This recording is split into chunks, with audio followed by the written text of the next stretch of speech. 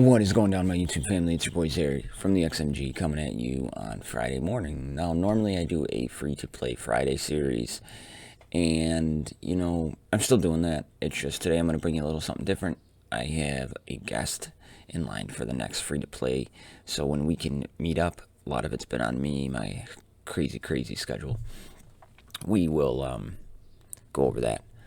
But once I get that out, we could have a free-to-play Tuesday, Wednesday, whatever day, we get that together. So what I'm going to bring you guys today is just something a little interesting and something a little different. I haven't done one before, but I'm going to bring you my top 15 characters for the month of June 2020. Now, the top 15 characters, they don't go on my tier list. Just because the champion is a rare doesn't mean it's the best character in the game. Just because they aren't viable in the end game doesn't mean they don't make the list. So you'll have to let me know what you think, and maybe we'll do this once a month. But before we get into the tier list, I'm going to have a sip of coffee. And then we are going to say that if you are not part of that XMG family, you should be. I get 3 subscribers, I lose 2. I've been hovering right around the 950 mark, so just make sure that you are subscribing and leaving a comment about the question I ask you at the end of the video to enter the contest to be eligible for a $50 Google Play or iTunes gift card. You have to be a sub and you have to answer the questions. Then on a live stream, I will pull the $50 winner. During that live stream, we're also going to have some cool giveaways and things like that. So do not miss that. Please hit that subscribe button. Help me shoot for that goal of 1,000 subs. And for all you family members out there, thank you so much for the love and the support. Now, one other big news for the XMG family out there is I am going to start live streaming every Sunday night at 9 p.m. Eastern Standard Time. It's your time. This is your time to shine. I will get it scheduled today, and if I can't do it, I'll let you guys know. What I'm going to do with this is where, I'll have my account up, and I'll have the test account up, and we can jump back and forth between the two of them. And you want to know if Frank is good with an all-orc team? Let's do it. We'll put him in there. We'll play it. So bring your questions. Bring what you want to know. Do you want to see this? Do you want to see this crazy team comp? We can get into some raids on team comp. The only section of the raid we won't be able to do is the dragon raid, or the dragon on the raid, because I don't have enough to get through the whole. Well, I could probably solo the raid to get there, but it would take way too long. So, but we can do that. We can try out PvP to see if it'll work. We can go and buy tons of different runes to see how fast we can get a character. It's all on what you want to do. So make sure you put that on your calendar, and you are joining me this Sunday, 9 p.m. Eastern Standard Time. So without further ado, let's jump into the top 15 characters for the month of June 2020.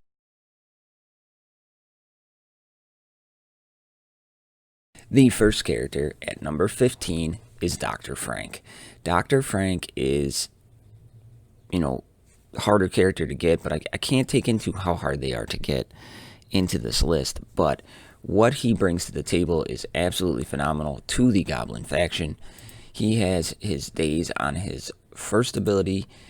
Then he has his AoE shock, so they get the shock on his second ability. Then he can come in and daze them on the assist, and the daze can shut down the goblin, or the goblin team in a mirror match. It can shut down the demon team, and then he heals the shield, and the shield can just continue to grow and grow and grow and grow, and it can be absolutely phenomenal. He is just an overall really good character, and he comes in at number 15.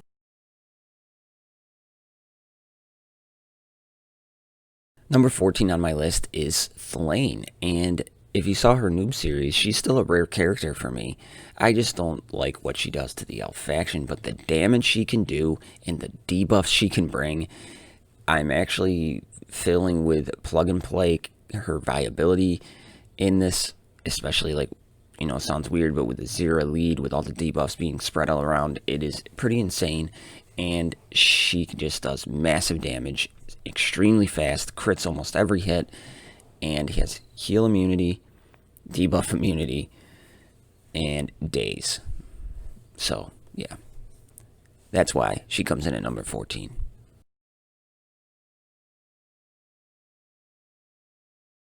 Number 13, Selena. And you might be thinking, Selena, 13? Flain's worse, Frank's worse. Let me tell you this. And a lot of you might not have leveled your account, you know, in a very long time. And just like me. So when I started that free-to-play series, Selena is the MVP. I haven't lost the tower mode since I've unlocked her. Her grind is hard, and sometimes her debuff stealing or buff stealing can be a little bit of annoyance, but she just keeps your team up. She has 2 heals that are just ungodly good, and she is, if you are starting this game, you need to get her, you need to unlock her, and you need to power her up and use her. She is just a free-to-play dream. That's why she's 13.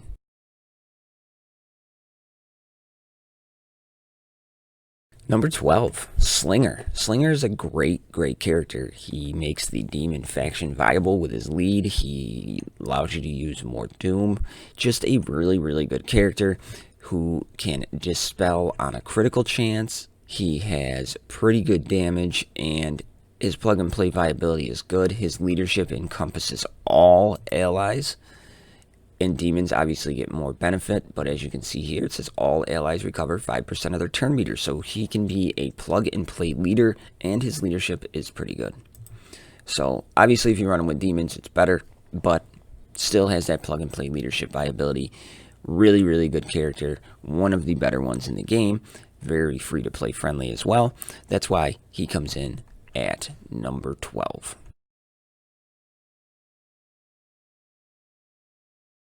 Sticking with demons, for number 11, we have Shaddar. Shaddar is a turn meter manipulation all-star. He really kicks up the demons to another level, can stun, has an armor decrease on his basic. So that is huge.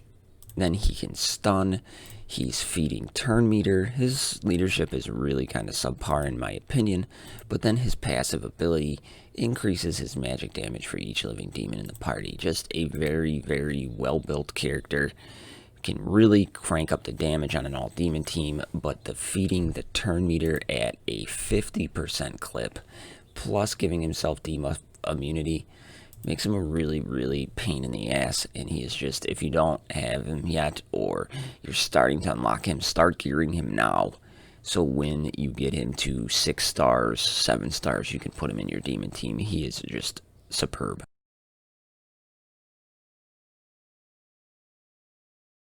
Number 10 for me is Freezard. Freezard is just so good, and he is used for so many things. He has the coveted Dragon Slayer tag, he has the Mage tag, he is great for your human team. Pair him with Cruel, he has the synergy which makes Snorri way better. You know, he has the cheat death on his passive ability. Massive AoE damage with turn meter manipulation. You know, with the chance, he has slow on his basic. So he's just so good, and he can be found super early in the game. He's just really good character. And yeah, that's why he is number 10 for me.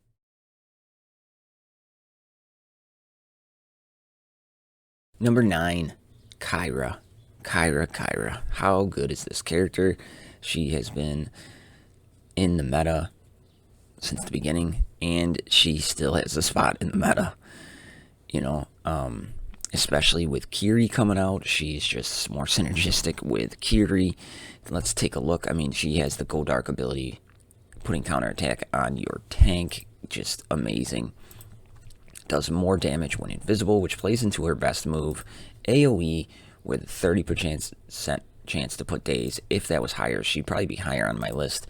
Then an ability block, 50% clip on your basic. I shied away from her for so long, and it was a big mistake, and I didn't do it in the free-to-play account. She's that good. That's why she is number 9.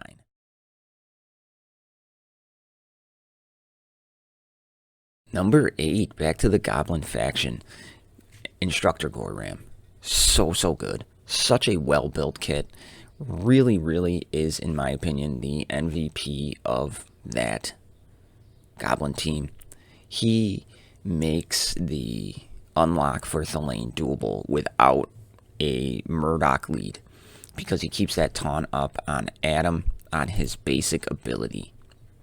Every time he crits, he puts the taunt back on Adam. Just makes it super survivable. He takes the worst tank in the game and makes him extremely viable. PvP viable. And then he has his half piggy henchmen, which are just super fun to play, but also because his half piggy henchmen have daze and stun on them, you know, his kit is just so good. And he really is that MVP for the Goblin team and is a must on that Goblin team. That's why he is number 8.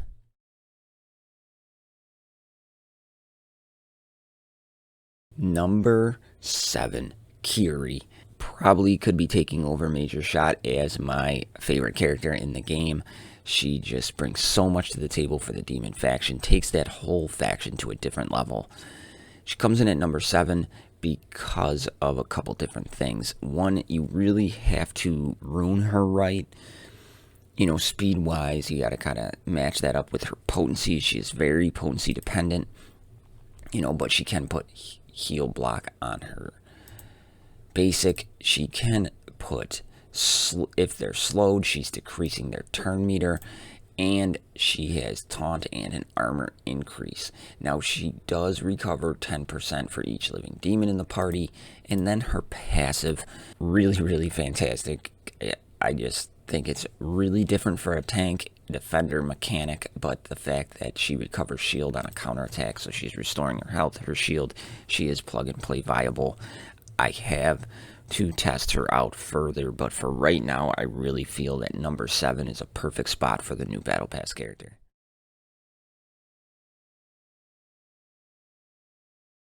Number 6, Hard Orc. What can we say about Hard Orc that I haven't said already in 1,000 different videos? I mean, Hard Orc, man. He, in my opinion, is the best support character. Everything in his move kit is extremely plug and play viable. Bleed on his basic ability. His second ability is ability block. His third ability, cheat death, regeneration, you know, damage increase to 4 allies. And then he's removing 1 debuff from 4 random allies. Nothing to do with orcs. He's not just an orc character. He can be used in any single lineup. His damage is kind of woeful, and he's harder to unlock. I get it, but once you get him, oh man, beautiful character. Coming in at number 6, Hard Orc.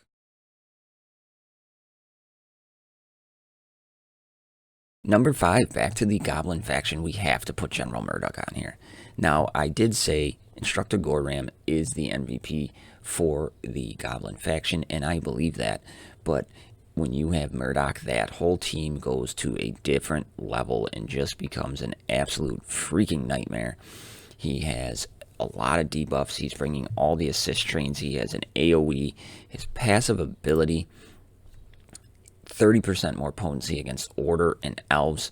So, you know, if the Order or if the Elf faction ever goes meta, you have a soft counter, hard counter, whatever you want to call it, right in General Murdoch. Really good character. Definitely deserving of being in the top 5 because of what he does to the Goblin faction as a whole. You can pretty much put any goblins with him, and it's super fun. They become instantly a team. You got to be like, crap, with Battlegrounds coming up, he is going to be a must. He is going to be seen in everybody's, you know, 5 or 6 teams that we have to put up there. So definitely a top 5 character. Murdoch, number 5.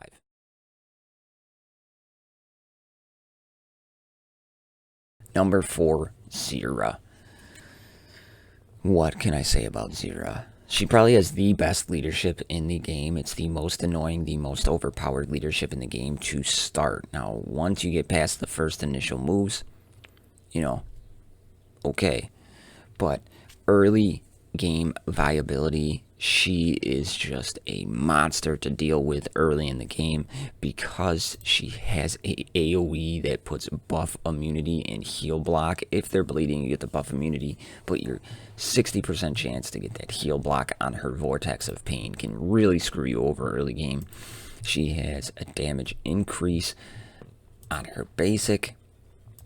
She has a 3 attack here, just puts on armor decrease. Her passive ability gives her life steal. You know, if she dodges attack, she gets 20% of her turn meter. Yeah, just, I mean, and we all know her leadership. Tenacity decrease, armor decrease, damage decrease, buff immunity for 1 turn. And allied orcs increases their potency and max health by 20%. She just, you know, the tournament that Carfanax just announced, we've had discussions about her where her lead might be outlawed because it can't be beat without runes and proper playing ability. So that's how good it is. So number 4, Zera, all day.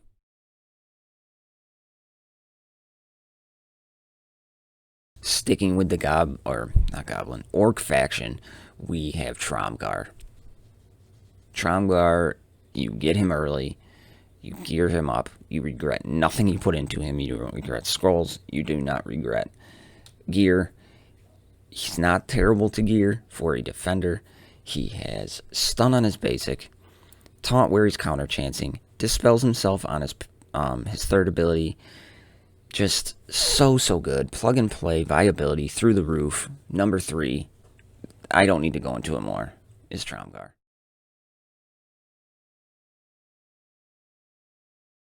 At number 2, we have my former number 1, Soleus. Still one of the best characters in the game. Takes the human faction to a different level, but he can be used everywhere. He is the best healer in the game. His Amos's Blessing here, just unbelievable. Passive healing, armor increase, tenacity increase, haste, damage increase, cheat death for 2 turns. Unbelievable. His AoE heal is just absolutely phenomenal. His basic ability paired with Nightiel, him and Nightiel still, in my opinion, have the best synergy in the game. They are nearly not as good. If you don't have Nightiel with Soleus, she is nearly not as good. And his leadership ability gives the humans a chance to counter, giving physical damage and magical damage to allies of the Order, so it's a plug-and-play leadership. Just, he is really good, but if it wasn't for the number 1 character,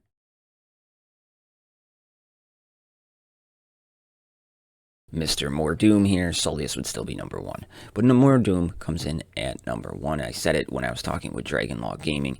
He is just so good. You can make him fast. I mean, I have 2 runes on him on the test server, and he's at 205.